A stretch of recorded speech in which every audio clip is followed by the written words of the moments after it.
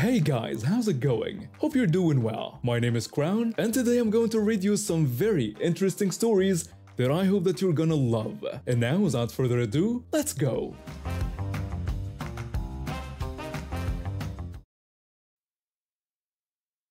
I've always been a bit of an oddball in my neighborhood.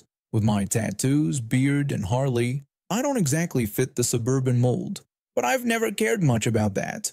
I work from home as a freelance graphic designer, which gives me the freedom to live life on my own terms.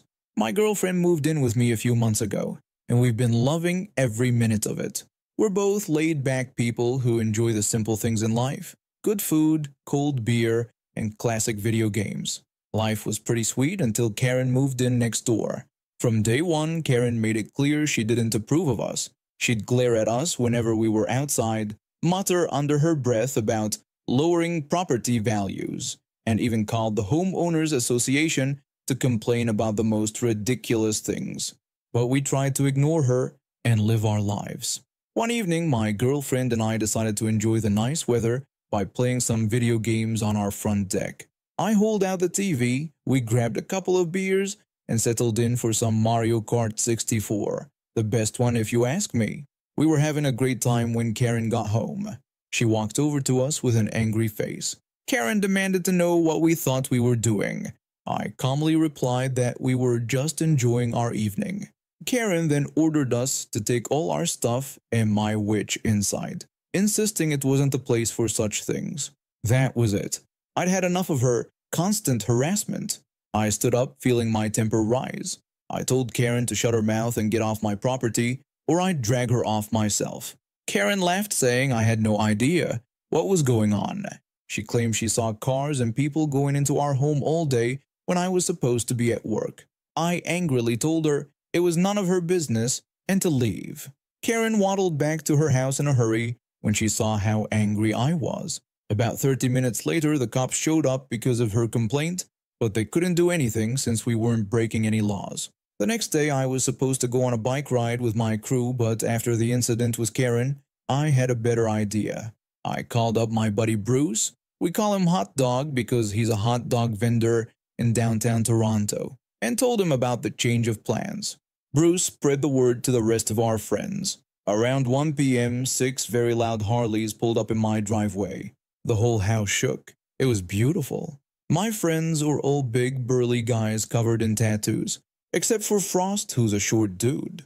We set up a full-size poker table on the front lawn and cranked up the music. When Karen came out of her house, we all started booing her. She stood there, jaw dropped, before retreating back inside. We went back to enjoying ourselves. It wasn't long before the cops showed up again. Picture this: 7 big, burly, mostly bearded and tattooed men sitting shirtless in short shorts around a poker table. We had money on the table, were smoking weed, and drinking beers. All perfectly legal as long as we were at least 5 feet away from the public sidewalk. The cops were visibly annoyed. They tried to get us to do what Karen wanted, but my buddy Campbell, we call him Soup Boy, who's a criminal defense lawyer, quickly shut that down. I told the cops that if they didn't do something about Karen, we'd be doing this every single day. The cops went to talk to Karen, who came out fake crying and screaming at us. That's when we decided to turn on the sprinklers. So now you had Karen throwing a fit, frustrated cops, and 7 big tattooed guys in short shorts prancing through sprinklers with Backstreet Boys blasting in the background. When the cops came back, we informed them we'd be there all day and waved goodbye, telling them we'd see them tomorrow. Karen closed all her curtains and disappeared inside. As the day went on, my 70-year-old neighbor from the other side came out to see what was going on. He's an old-school hippie and gets harassed by Karen a lot too. He ended up sitting down and sharing a joint with us, even promising to bring some of his homegrown weed the next day. My friends called taxis to go back to their hotels, but we all agreed. We're doing this again tomorrow. Karen might have thought she could bully us into submission, but she had no idea who she was messing with. We're not just going to roll over and let her dictate how we live our lives. If she wants a war, she's got one. And trust me, we know how to have a good time while fighting it. I had just finished my shift at the office one day, overseeing our security operations for local businesses. Being only 25, I sometimes feel the weight of responsibility on my shoulders, but I've always been driven to protect others. That's what led me to this career in the first place. As I walked into the store still in my security uniform, I noticed an elderly gentleman struggling with his shopping cart. My instincts kicked in immediately. I approached him and politely offered my assistance with his shopping. The elderly man gratefully accepted my offer, expressing his appreciation. We struck up a friendly conversation as we made our way through the aisles. He told me about his recent surgery and his new pacemaker. The elderly man marveled at the advancements in technology, explaining how the small device helps keep his heart beating correctly.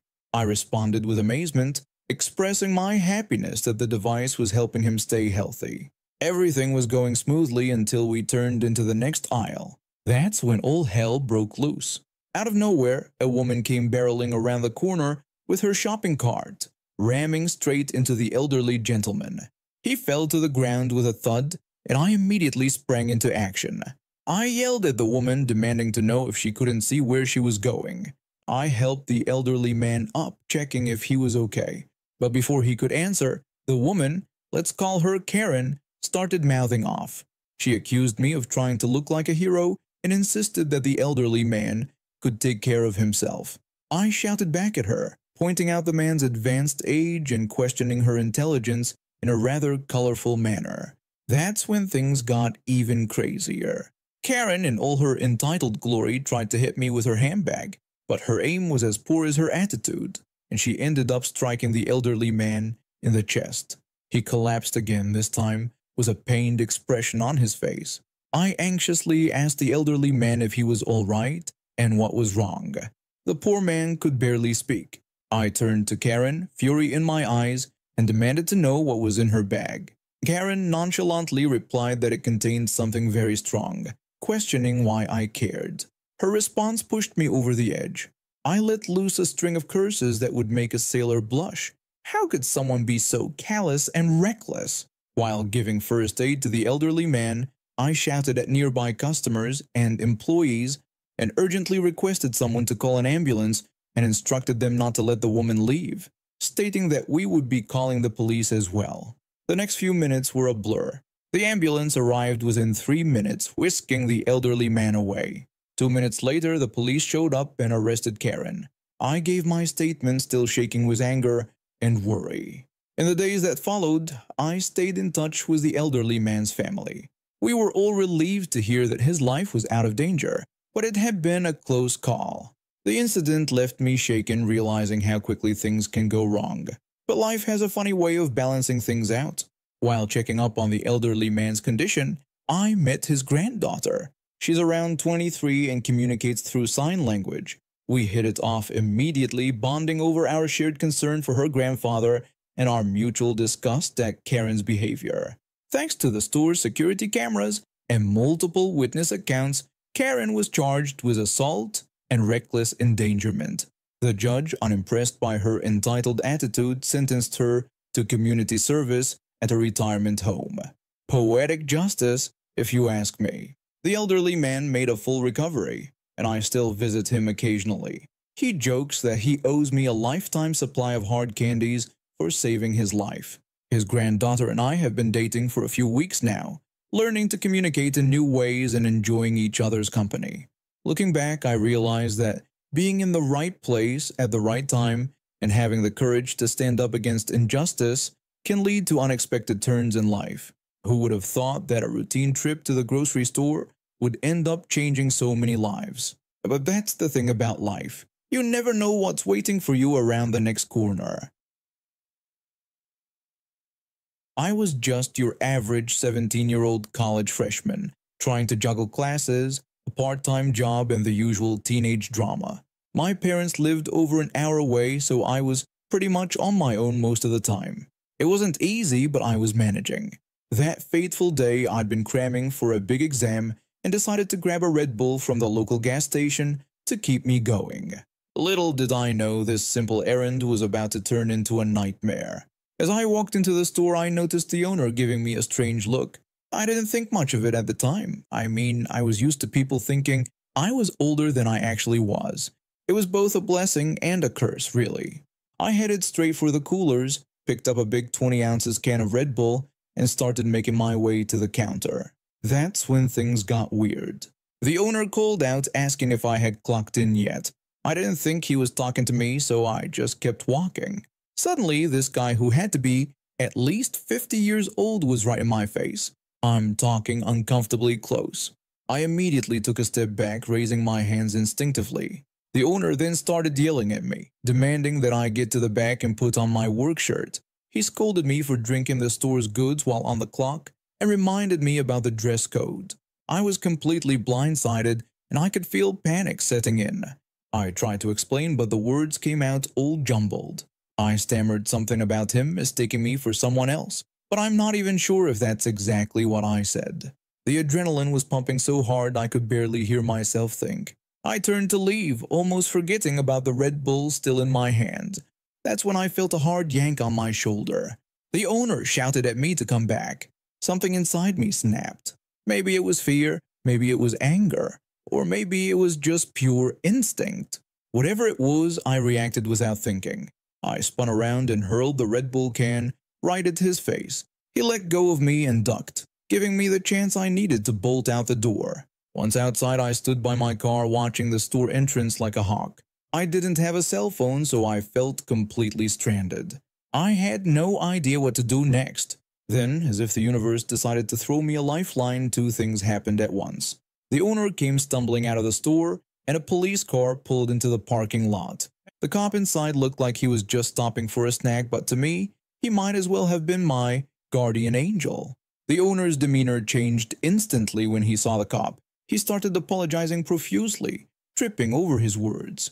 He explained that there had been a terrible misunderstanding, claiming that one of his employees had called out sick, but he hadn't received the message. He insisted that I looked just like her. I wasn't buying it. His apology seemed more about saving his own skin than actually being sorry for what he'd done. I insisted we show the cop the security footage. The owner tried to downplay the situation, saying that the camera angle wouldn't show much and that reviewing the footage wasn't necessary. But I stood my ground. The cop reviewed the tape, and let me tell you, it showed everything clear as day. My parents were called and we decided to press assault charges. The owner lost his business and spent 4 months in prison. Turns out, assaulting a minor is a pretty big deal, even if it was a misunderstanding. As for the woman I supposedly looked like, I never met her, but I hope she found a better place to work after all this went down. And me? Well, I switched to coffee after that. Red Bull just brought back too many memories. I always struggled with self-esteem. My parents were never really there for me emotionally, and I was bullied a lot in school. By the time I got to college, I was desperate for any kind of connection or relationship. That's how I ended up with him. We met in our freshman year. He seemed nice at first, and I was just happy someone was paying attention to me. When he mentioned he couldn't get a cell phone plan due to lack of credit, I didn't think twice about adding him to mine. He promised to pay his share and I wanted to help. He confidently assured me that he would pay me back each month. I felt good about helping him out and told him that was great. But things weren't as rosy as they seemed at first. Whenever we went out in public, he acted like he didn't want to be seen with me. Our dates always revolved around his interests. Wrestling events, card game shops, music stores. If I suggested something I wanted to do, he'd shut it down immediately. I suggested trying a new restaurant I'd been wanting to visit for dinner. He refused, saying he wasn't in the mood, and suggested getting fast food before going to the card shop instead. When I pointed out that we always did what he wanted, he dismissed my concerns and insisted he needed to buy new magic cards. And so it went over and over. At his wrestling events, he'd completely ignore me. I was just there to record his matches, nothing more. When his friends came around, he'd act like I didn't exist. His friend complimented him on his match, and he thanked him, mentioning his practice. When I tried to introduce myself, he cut me off and changed the subject to a new move he had performed. I kept making excuses for his behavior, telling myself I was lucky to have anyone at all. But things got worse when I found out he'd been talking to another girl for the first 6 months we were together. I confronted him about the other girl being his backup plan. He brushed it off as no big deal, saying he just wanted to keep his options open. When I expressed my hurt, he told me I was overreacting and that nothing had happened. That should have been the last straw, but I still held on. Until I found out about the other girl he was working on art projects with. I questioned him about hanging out at another girl's house without telling me. He claimed they were just friends and accused me of being jealous. When I explained that I was upset because he was hiding things from me, he dismissed it as drama he didn't need. That's when I finally ended it. But even after we broke up, he kept mooching off my cell phone plan. He'd stopped paying his share months ago, and now he was just taking advantage. I told him he needed to get his own plan, because I couldn't keep paying for his phone. He claimed he didn't have the money, and asked for more time. When I pointed out that he had money for wrestling figures and magic cards, but not for his phone bill, he tried to argue that it was different and pleaded with me not to be difficult. I'd had enough. Without telling him, I called the provider and had his line removed from my account. When he messaged me on social media about his phone not working, I played dumb. He messaged me saying his phone wasn't working and asked what was going on. I pretended mine was having issues too and said I'd check with the provider. The next day, he asked for an update on the phone situation. I lied, saying there was an accidental suspension when I tried to adjust my plan and that it would take another day to sort out. A few days later, he messaged again asking about our phones. I told him my plan had been cancelled entirely and I had to open a new account without him on it. He was shocked and angry, saying I couldn't do that because he needed his number. I explained it wasn't my responsibility anymore and he'd have to get his own plan. When he complained about how much it would cost to get his number back, I sarcastically remarked it would probably cost about as much as all the wrestling figures he bought instead of paying his share of the bill. I blocked him after that. Last I heard, he had to pay a $500 deposit to recover his number. It took time, but I finally realized I deserved better than what he was giving me. And now we have reached the end of today's stories. Thank you for watching, and see you next time.